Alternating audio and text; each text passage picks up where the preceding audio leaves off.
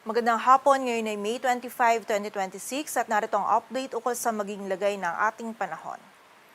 Yung low pressure area na minomonitor natin sa labas ng ating area of responsibility ay huling mataan sa layong 1,530 kilometers silangan ng northeastern Mindanao. Tumataas na po yung possibility nito na maging isang ganap na tropical depression within the next 24 hours and posible po itong pumasok sa loob ng ating area of responsibility this coming weekend, either by Friday po yan or Saturday. Sa ngayon, pabago-bago pa po yung pagkilos nitong LPA na ito, but sa mga susunod na araw, posible po itong kumilos pa west-northwestward and then northward. At babaybayin po nito yung karagatan, silangan ng ating bansa. And nakita po natin na sa pagpasok po nitong LPA na ito, is posible din po nitong matrigger yung southwesterly o yung habagat po natin. So possible po sa mga susunod na araw is, or sa susunod po na linggo is itong southwesterly component or wind flow po natin yung posibleng magdulot ng mga pag-ulan dito sa malaking bahagi ng Southern Luzon, Visayas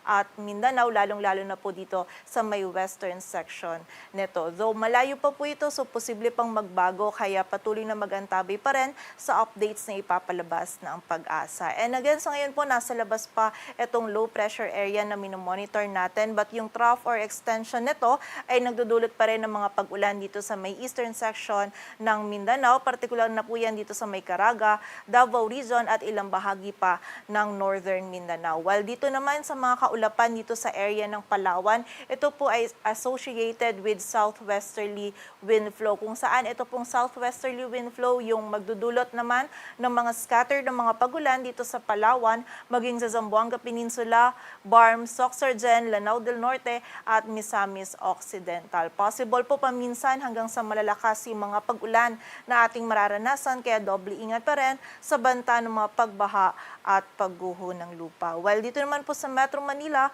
at nalalabing bahagi ng ating bansa, bahagyang maulap hanggang sa maulap yung ating kalangitan. Kung meron tayong mga pag-ulan na mararanasan, mostly mga isolated o mga biglaang pag-ulan, pagkilat at pagkulog-dulot ng easterlies at ng mga localized thunderstorms.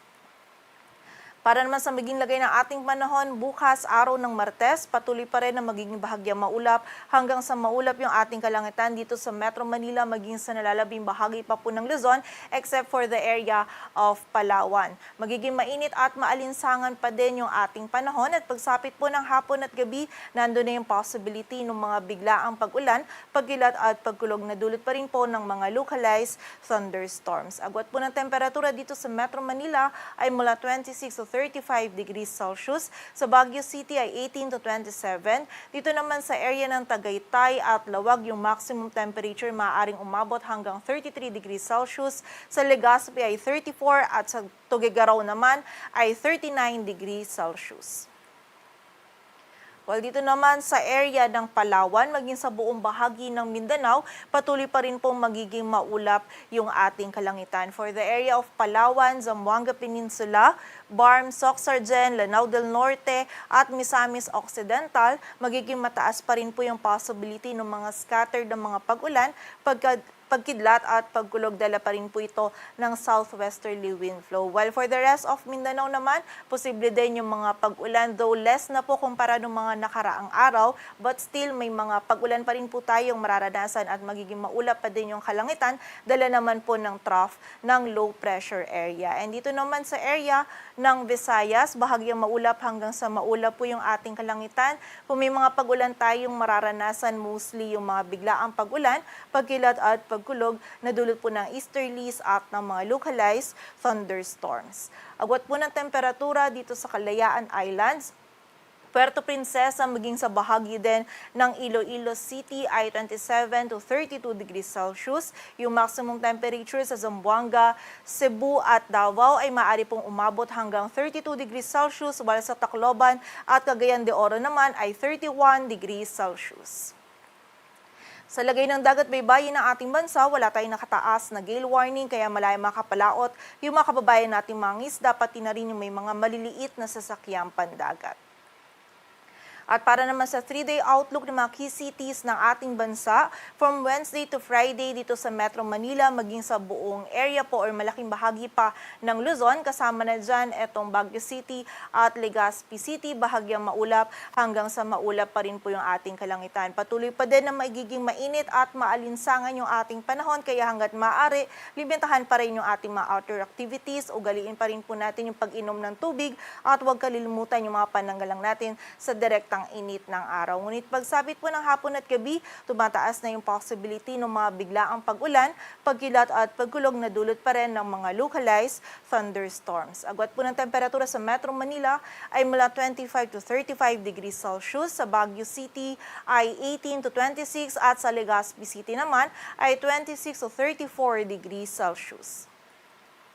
Dito naman sa bahagi ng Metro Cebu, Iloilo City at Tacloban City, kung meron po tayong mga pag-ulan din na mararanasan, mostly yung mga biglaang pag-ulan din po, dala ng easterlies at ng mga localized thunderstorms. Agwat po ng temperatura sa Metro Cebu ay mula 26 to 33 degrees Celsius, sa Iloilo City ay 26 to 33 degrees Celsius, while sa area naman ng Tacloban City ay 26 to 32 degrees Celsius.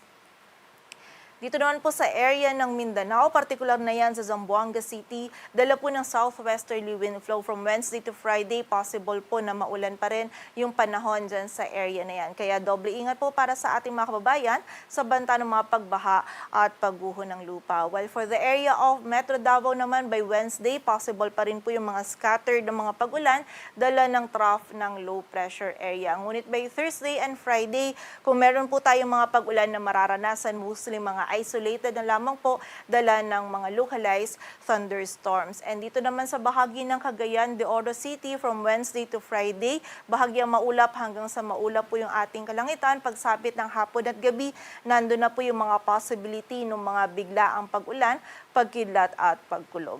Agwat po ng temperatura sa Metro Davao ay mula 25 to 33 degrees Celsius, sa Cagayan de Oro City ay 25 to 32, at sa Zamboanga City naman ay 24 to 32 degrees Celsius.